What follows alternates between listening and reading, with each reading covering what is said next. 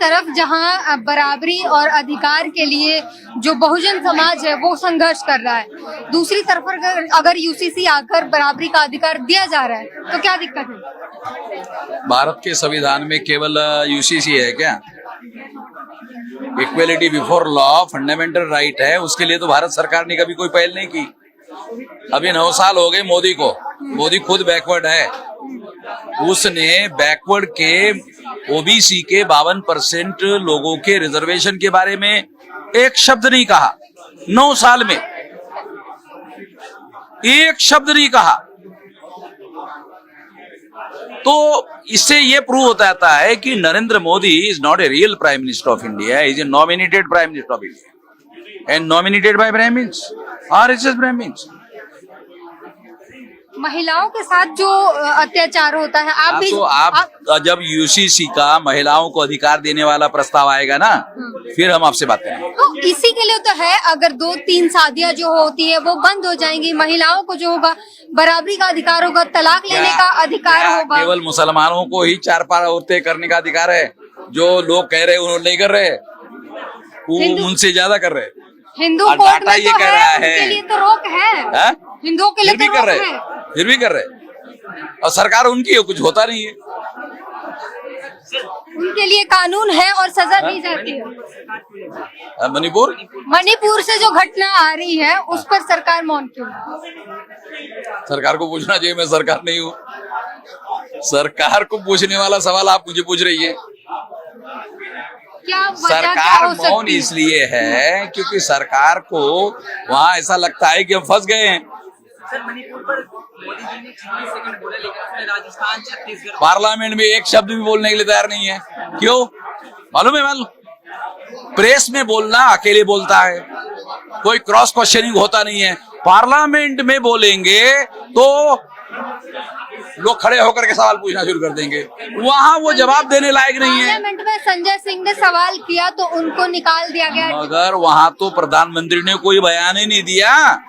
प्रधानमंत्री बयान तो दे पार्लियामेंट में, पार्लियामेंट चलने के बाद पार्लियामेंट के बाहर बयान दे रहा है प्रधानमंत्री।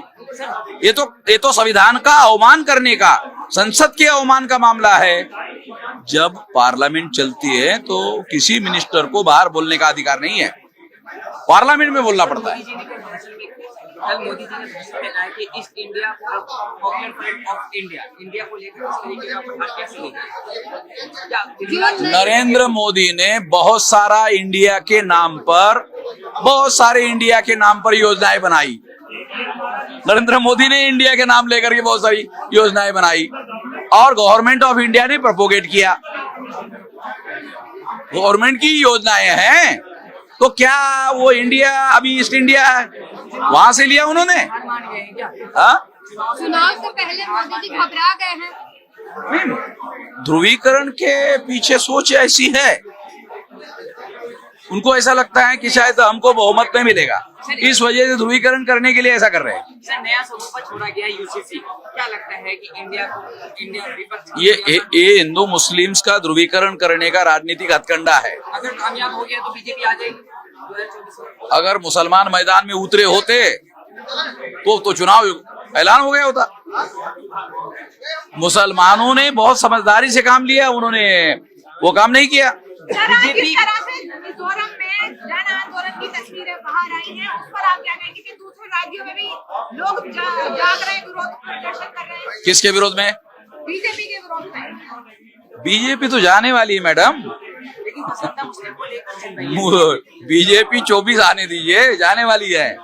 सर, बीजेपी पसंदीदा मुस्लिम को लेकर चल रही है, इसके पीछे का क्या है?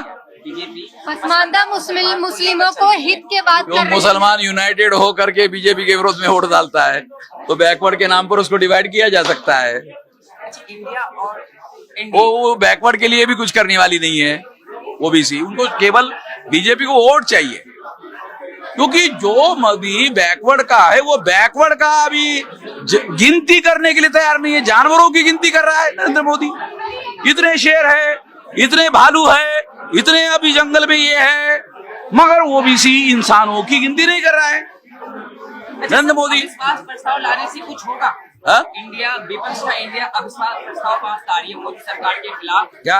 अविश्वास प्रस्ताव पास हाँ। विपक्ष के खिलाफ, क्या इससे कुछ होगा? वो अविश्वास प्रस्तावों के पीछे अपोजिशन का दावपेच ये है कि हमने प्रधानमंत्री को बुलाने के बावजूद भी पार्लियामेंट में नहीं आ रहे, अविश्वास प्रस्ताव के बाद ये उसको आना ही पड़ेगा। लेकिन अमित शाह कल ये तो दावपेच है अपोजिशन का। अमित शाह कल बैठक पर आए कहे कि हम तैयार हैं चर्चा हाँ? करने को। तुम्हें तो प्रधानमंत्री को आना पड़ेगा ना अंदर। क्या वजह है कि पीएम मोदी इस तरह की चर्चा के लिए तैयार नहीं हो रहे? इसके पीछे क्या वजह है, आपको क्या लगता है? देखो, मोदी का थ्रू आउट लाइफ में एक कैरेक्टर है, वो अकाउंटेबिलिटी नहीं मानता। तो लगता है अकाउंटेबिलिटी का मतलब है कि जब कोई सवाल पूछा जाए तो जवाब दिया जाए। ये मोदी का कैरेक्टर नहीं है। सर, आपका आंदोलन कैसा रहा? ईवीएम को लेकर आप हमेशा ये रहते हैं, आगे का क्या प्लान है आपका? 2024 नजदीक है। ईवीएम के बारे में अभी आने वाले समय में और भी बड़ा आंदोलन करेंगे। केवल ईवीएम के मुद्दे पर भी भारत बंद किया जा सकता है। सुप्रीम कोर्ट में अभी आपको जो 7 अगस्त को हमारा आदिवासियों के द्वारा भारत बंद है यूसीसी के विरोध में।